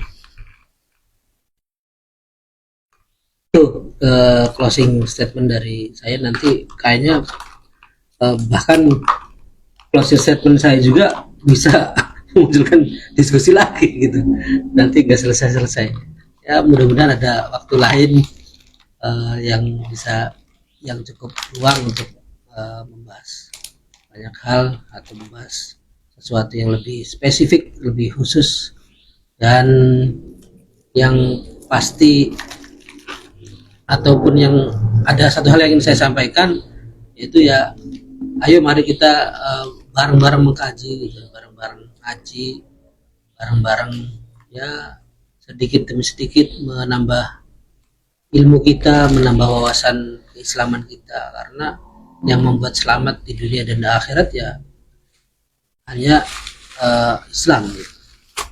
Jadi kalau misalnya kita pengen selamat di dunia akhirat ya dengan Islam, bukan dengan yang lain.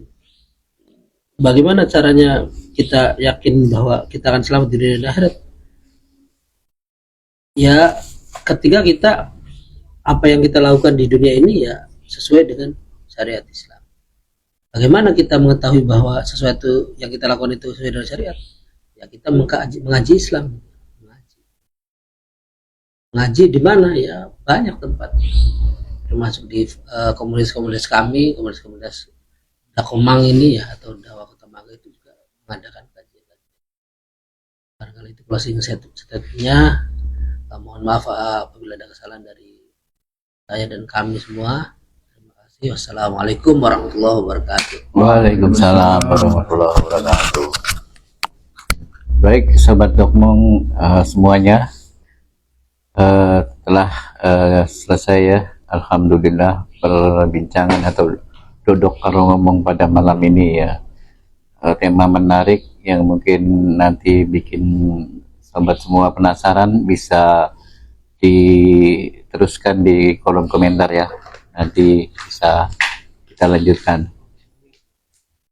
Jadi itu saja ya, jadi buat kita semua bahwasanya intinya di dalam Islam itu proses berpikir itu harus mempunyai beberapa perangkat. Pertama otak ya, panca indera, kemudian objeknya ya, kemudian jangan lupa maklumat sabikoh, jadi pengetahuan sebelumnya, jadi sehingga terjadilah proses berpikir. Jadi berpikir itu harus lengkap ya. Demikian. Baik, Sobat Dokmong, kita akhiri pada malam ini dengan doa kafaratul majlis. Subhanaka Allahumma bihamdika asyhadu an la ilaha illa anta. Wassalamualaikum warahmatullahi wabarakatuh. Waalaikumsalam.